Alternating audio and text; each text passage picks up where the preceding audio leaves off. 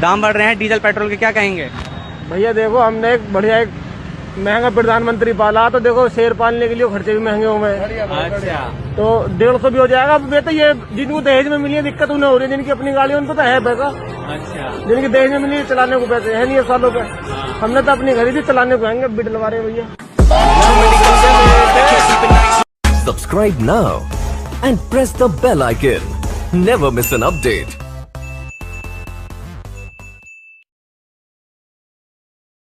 पहले तो अभी कभी कभी रोज ये लाइन उतर गई, वहाँ ट्रांसफार्मर चोरी होगा, यहाँ यू होगा, वहाँ वो होगा, वो नौकरी करके आ रहा साइकिल छीन ली, उसके चक्कू मार दिए, वहाँ राजा नहीं होगी। अब कर लो कोई, अब बाबा जी की सरकार में कर लो, इलाज हो जाएगा, इलाज ही हो जाएगा। अब करो गुंडागर्दी, सारे गुंडे जेल में सड़ रहे हैं, हाथ जोड़ रहे हैं पुलिस के प्रशासन के कि जी हमें भीतर ले लो, हम सुरक्षित रह जाएंगे, बाहर रहेंगे तो मार दिए जाएंगे।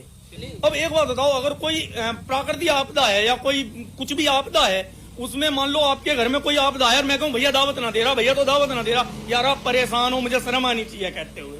कौन सी बेरोजगारी का रोना रो रहे हैं ये? कोरोना में रोजगार खुलेंगे? 2 साल से हम कोरोना जेल, इससे कोरोना से पहले रोजगार थे, इससे पहले क्यों ना रोजगार? ओहो भैया, इससे पहले मैं मिनिस्टर रहा, घूमने वाली कुर्सी पे बैठे करा, तो बीजेपी ने मेरी मिनिस्ट्री छीन ली। यू 4 जिलों का कलेक्टर रहा, ये सरकारी वकील है, ये भाई साहब राष्ट्रपति है, हम सब सरकारी पौधे पे, पूरा उत्तर प्रदेश सरकारी नौकरी करे अखिलेश के और मायावती के राज में। यूं तो बीजेपी ने छीन ली हमारी नौकरी, योगी ना के। यार शर्म आनी चाहिए इन्हें कहते हुए भी रोजगार ना। इन्होंने क्या रोजगार दे रखे, चोर बना रखे सब, बहन जो हराम का खाने की आदत घेर रहे पब्लिक को। यू फ्री ले लो, तेरा लोन माफ कर दूं, तेरा वो कर दूं, घंटा नहीं करा किसी का। नरेंद्र मोदी वो नेता हैं जिन्होंने 1985 से लेकर 2021 तक के अपने 36 साल के राजनीतिक सफर को जनसेवा के लिए समर्पित किया। 2001 में गुजरात के सीएम पद का भार संभालते ही पीएम मोदी ने भूकंप के कारण उजड़े हुए कच्छ के रण को रणोत्सव से नई पहचान दी। 2003 में गुजरात वो पहला राज्य बना जिसने आपदा प्रबंधन अधिनियम को लागू किया। इसी अधिनियम से प्रेरित कांग्रेस ने 2005 में इसे पूरे देश में लागू किया। उसी साल मोदी जी ने वाइब्रेंट गुजरात की स्थापना की और गुजरात के विकास कार्यों के लिए निवेश के द्वार खोल दिए। गुजरात मॉडल की सफलता को देखते हुए देश के दूसरे राज्यों ने भी इसे अपनाया। मोदी जी ने 2004 में गुजरात के एक्सपोर्ट को बूस्ट करने के लिए सबसे पहले सेस यानी स्पेशल इकोनॉमी जोन एक्ट को पास किया।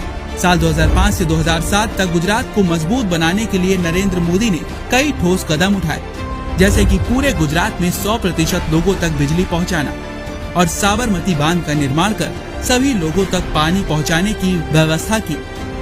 गुजरात बिजली विभाग सहित जितने भी पीएसयू घाटे में थे, उन्हें मुनाफे की पटरी पर लाने में अहम भूमिका निभाई। 2007 में दोबारा सीएम पद संभालने के बाद नरेंद्र मोदी ने साबरमती रिवर फ्रंट कायाकल्प कर दिया। आज उसी रिवर फ्रंट में देश के पहले सी प्लेन ने उड़ान भरी। जब 2012 में दोबारा सीएम चुने गए, तब गुजरात के लोगों को world class Sabarmati river front की भेंट मिली, जो कि भारत में यह अपनी तरह का पहला और अनूठा प्रोजेक्ट है। मोदी जी द्वारा साबरमती में शुरू किए गए पतंग उत्सव के कारण 30 करोड़ की पतंग इंडस्ट्री 500 करोड़ तक पहुंच गई। मोदी जी की कुशलता और गुजरात के लिए किए गए उनके विकास कार्यों को देख 2013 में बीजेपी ने उन्हें प्रधानमंत्री पद पर घोषित कर दिया। 2014 में योग को इंटरनेशनल योग डे के रूप में मान्यता दिलवाई और बेटी बचाओ बेटी पढ़ाओ योजना की शुरुआत की। 2014 में मोदी सरकार ने देश की जनता को बैंकिंग से जोड़ने के लिए जन धन योजना के साथ ही देश को स्वच्छता की कड़ी से जोड़ने के लिए स्वच्छ भारत अभियान की शुरुआत की। 2015 में मेक इन इंडिया की शुरुआत कर भारत को आत्मनिर्भरता की राह पर चलाया और सालों से रही सैनिकों की मांग को पूरा करते हुए 1 रैंक 1 पेंशन को मंजूरी दे सैनिकों को सम्मानित किया। 2016 में सर्जिकल स्ट्राइक करके पाकिस्तान को आतंक का मुंहतोड़ जवाब दिया। 2017 में एक देश एक कर के आधार पर जीएसटी लागू किया।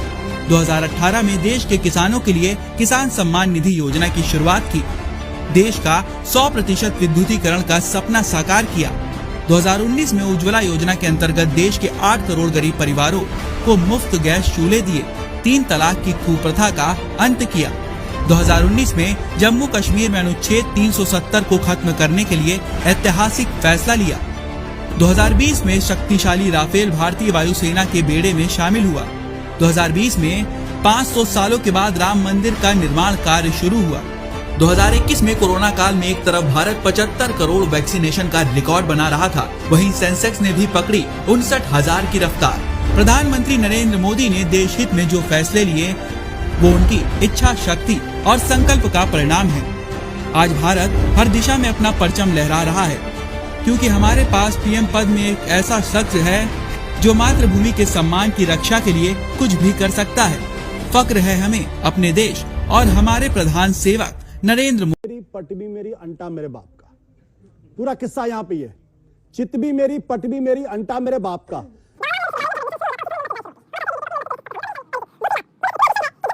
अरे आप दिल्ली के अंदर जेएनयू के अंदर नकाबपोश अर्बन नक्सल से तो लड़ नहीं पा रहे हैं, आप क्या लड़ेंगे आतंकवादियों से? आयशी घोष का सिर फटा, वो तस्वीर सबने देखा।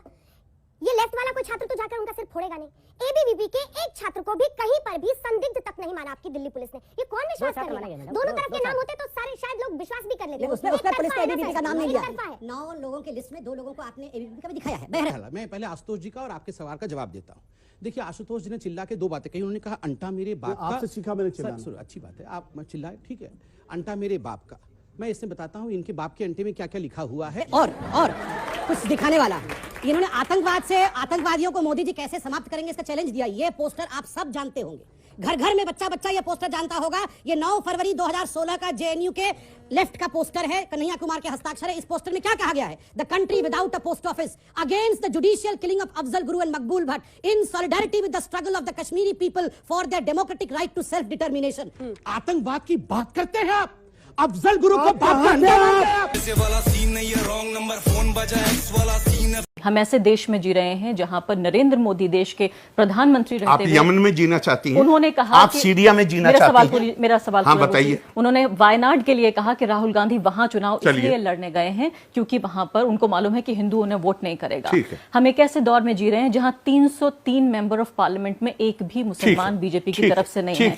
तो आप ये बताइए कि ऐसे वक्त में जहां की पूरी पॉलिटिक्स एंटी मुस्लिम एक पिलर पर बेस्ड हो, वहां आप एक तरह के एक रिजिड लीगल सेक्युलरिज्म में ऐसा लगता है कि फंस गए। चलिए, ठीक है। आप पाकिस्तान में रहना चाहती हैं जहां पे हर जुमे को मस्जिदों में बम फेंके जाते हैं? मैं हिंदुस्तान को बेहतर बनाना चाहती हूं। आपने जुमला ये नहीं कहा। मैं हिंदुस्तान को बेहतर बनाना चाहती हूं। जी नहीं, आपने जुमला कहा हम ऐसे मुल्क में रह रहे हैं। किस तरह के हिंदुस्तान? जी नहीं, आपने जो जुमला कहा है वो कहा है हम ऐसे मुल्क में रह रहे हैं। तो आप पाकिस्तान में रहना चाहती हैं जहां पे हर हफ्ते हर मस्जिद में बम फोड़े जाते हैं? आप सीरिया में रहना चाहती हैं? आप यमन में रहना चाहती हैं? आप कौन से मुल्क में रहना चाहती हैं जहां लोगों के इंटरेस्ट जो हैं, उनके हुकूक महफूज हैं? और मुझे कोई एक मुल्क का नाम बता दीजिए। आप जिस मुल्क में रह रही हैं वो मुल्क वो है जहां देवबंद वालों को इसकी इजाजत है। ये किताब देवबंद में निसाब का हिस्सा है, सिलेबस का हिस्सा है ये किताब। इसमें जिहाद, कुरान कहता है उज़ीना लिल्लज़ीना युक़ातलूना बिअन्नहुम ज़ुलिमू, लड़ने की इजाजत सिर्फ उनको दी जाती है जिनके खिलाफ लड़ाई लड़ी गई है, उन पर जुल्म किया गया है, उनको उनके घरों से निकाला गया है। और देवबंद क्या बताता है जिहाद का मकसद क्या है? और मुझे कोई एतराज नहीं है, कुल 4% बच्चे पढ़ते हैं, लेकिन ये 4% वो हैं जिनका मस्जिद के मिंबरों पर कब्जा है, वहां से ये तकरीरें करते